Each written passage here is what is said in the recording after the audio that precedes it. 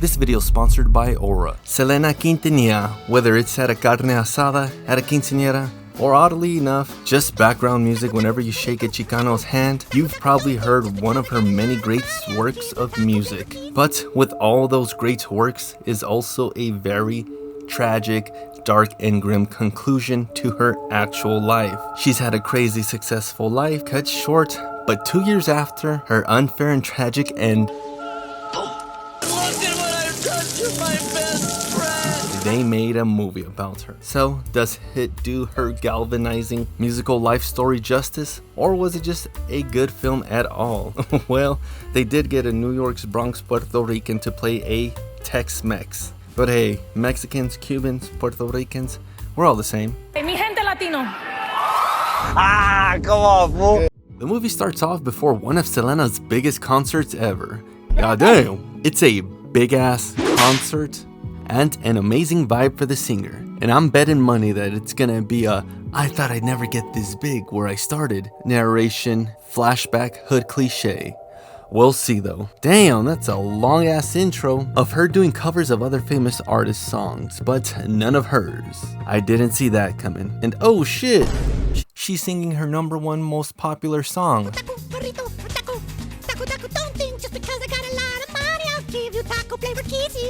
I hope you guys got that reference. It was a little deep, but anyways, let's go back to a flashback in the 1960s. And oh shit ×2, it's Santana and Mundo from American Me. And oh shit ×3, it's Mexican Corey Feldman. I guess this is Selena's dad, Abraham, and his band when they were younger. And this is the second time this character plays a younger Edward James Olmos. The first time was from American Me. Anyways, they show up to their gig, but they get hit with that 1960s retro racism. The group gets rejected for being brown by the Güeros. I don't care if the kids like them. They're a bunch of Mexicans. You didn't tell me they were Mexicans. I thought they were Italian. Are Italians just the Mexicans of Europe? If anyone's got insight on this, please let me know. I feel like we share a lot of similarities, like working primarily hard labor, Catholic upbringings, and especially making fun of the darker Mexicans or Italians. Who's we? Friend from class, okay? Mr. Soprano? Yeah. Hey, I'm Noah Tannenbaum. ¿Qué? ¿Es negro? But now they go play for their own fellow brown brethren, and things are gonna go good, right? You guys better play some Mexican music or this crowd's gonna tear the place down. They wanna dance. We don't know any Mexican music. Well, the Paisas raged since they wanted some Mexican music, and the band won't do. Now the story fast forwards to 1981 with Selena's dad Abraham as a small has-been musician. And what to do with the parents' failed dreams? Pass it on to your children.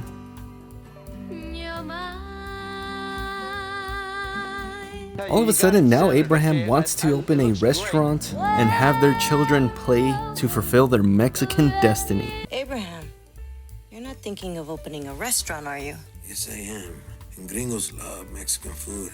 Damn right. The restaurant opens up and it's a success, but Abraham gets a bit too agitated since he quit his job for this musical/food dream, and let's just say it's a Hell's Kitchen. I'm sorry, sir. I'll just drop the plate. I'll go pick it up. Now! These plates are too hot. Move them from the fire, now!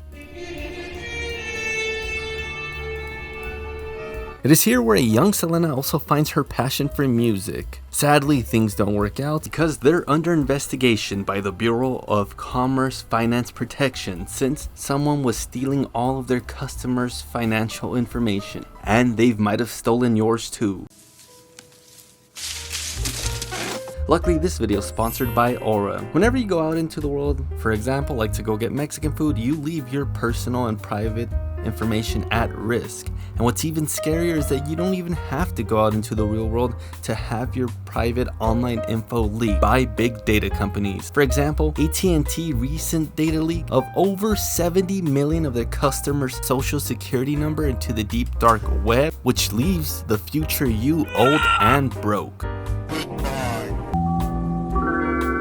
Aura protects you by alerting you if any of your personal information or number was leaked. Not only that, but Aura also scans the deep dark web and removes any of your personal info from there. along with sketchy data brokers. And just like Selena had her greatest hits, so does Aura with parental controls, password management, VPNs, data scrubbing, and so much more. Well, how much is all of this gonna cost? Well, it is completely free for 14 days when you click my special link or scan the QR code. And even after that, still get it for my discounted price. So don't wait to get scammed or jacked, get Aura today. And thank you Aura for sponsoring this video. Now back to the story. Sadly, things don't work out and the restaurant closes. Then they also lose the house. But Abraham is still trying to get his kids some sort of musical gigs, and he still extremely persists for them to be perfect. Abraham gives a heart-to-heart speak about perseverance, and the mom introduces Selena to her iconic dancing style. And damn, that's kind of weird. It's 1889 and Selena plays more of her iconic hits.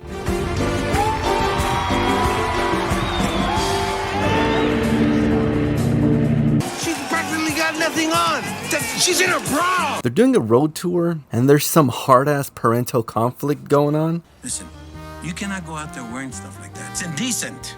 Selena's brother ends up getting the tour bus stuck on the road and their tire gets popped by some weird-ass ninja star. Oh shit, it's the creeper.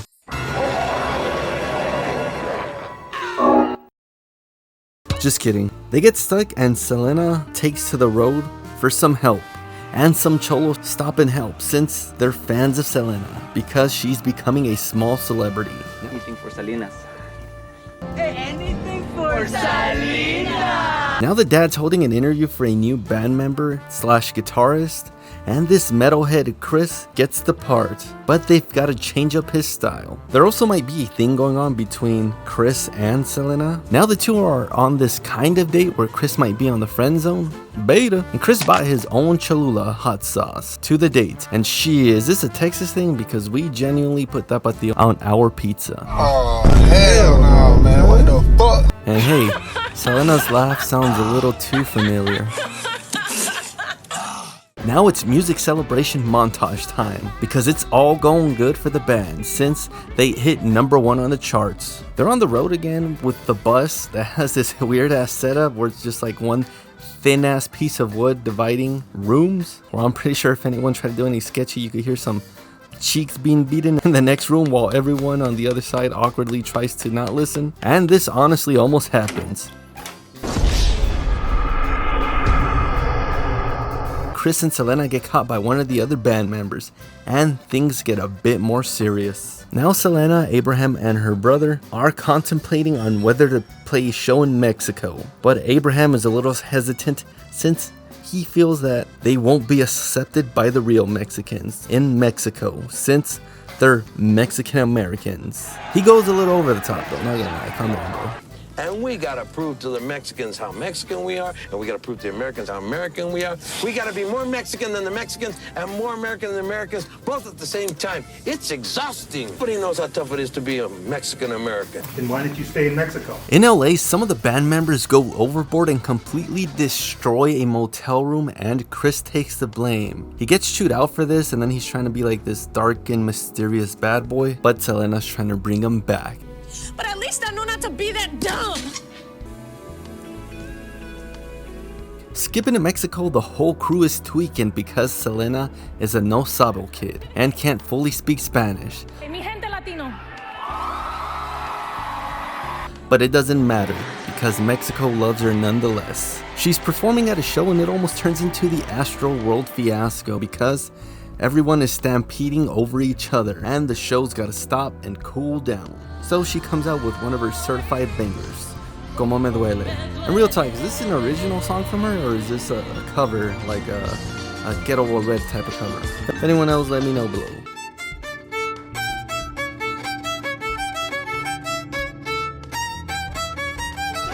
You wait! You're gonna ruin your career, you're gonna ruin your life. Anyways, now it's dramatic love backstory. I know why they all love you so much. Because I love you too, can talk to you about anything and you always understand. Beta. Nah, I'm just playing. I don't know why I said that. I'm sorry. Back on topic. Now they're on the road again and the dad sees Selena and Chris getting a little lovey-dovey and he just goes on blast and threatens the two's relationship. Damn, boy. Abraham almost slaps Selena. Seems like it. No, you wait!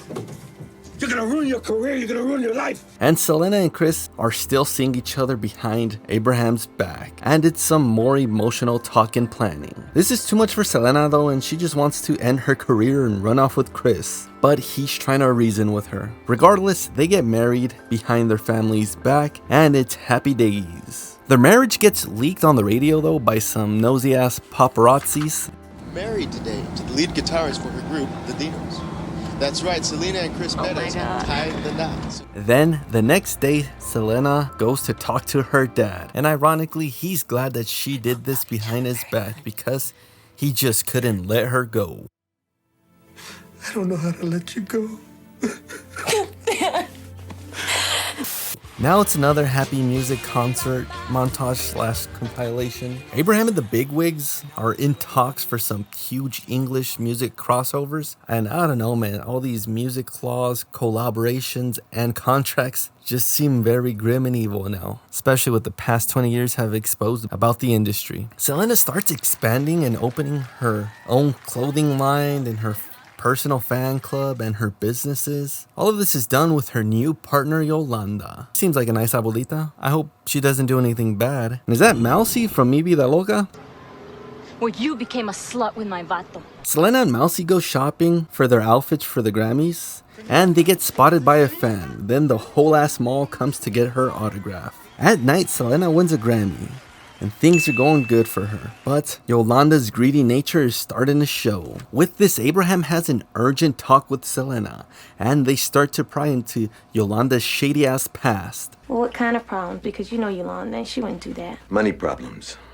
So they press the shit out of her, which leaves Yolanda with her back against the wall. I don't know what to tell you, Mr. Quintanilla. It's another concert that happens, but after that, Selena breaks the news to her mom about trying for a baby with Chris. The film then transitions to Selena singing arguably one of her most iconic songs. And oh shit, I didn't know she sang this. I always thought it was Mariah Carey. Real talk, I had to remember a whole choreographed dance for this song for a quinceañera. Damn man, where'd the time go? But anyways, back to the story. Where were we?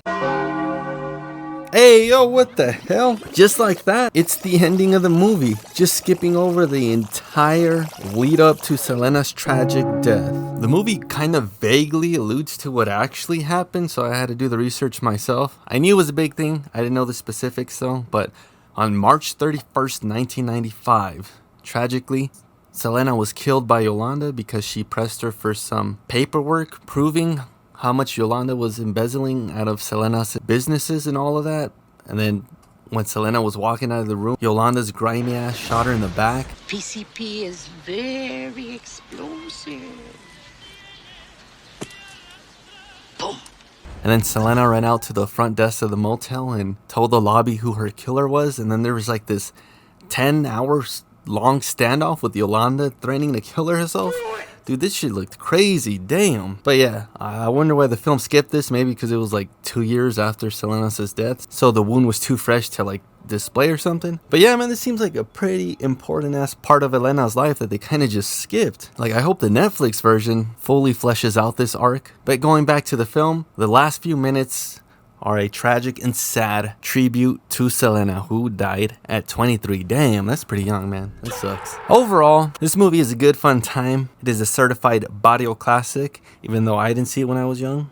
Well, I always saw clips of it and all that playing throughout the TV, but I never actually sat down and watched it. But for sure, I felt like it was either this or La Bamba that you guys seen like 10 times. And it's a really great celebration of Selena's life and music, displaying a lot of her iconic songs, moves, and fashion. Pero on the other hand, as a film, I mean, it kind of just feels like it's compilations of Selena's music and skims over a majority of the important parts of her life. Like deadass, they just mention Yolanda twice in the film, and then she ends up killing Selena at the end. And on top of that too, it feels like they kind of skim over other important parts, like when was Selena's first actual record label?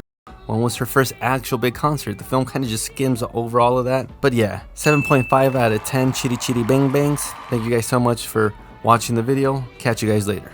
Also, thanks a lot to these Patreon homies.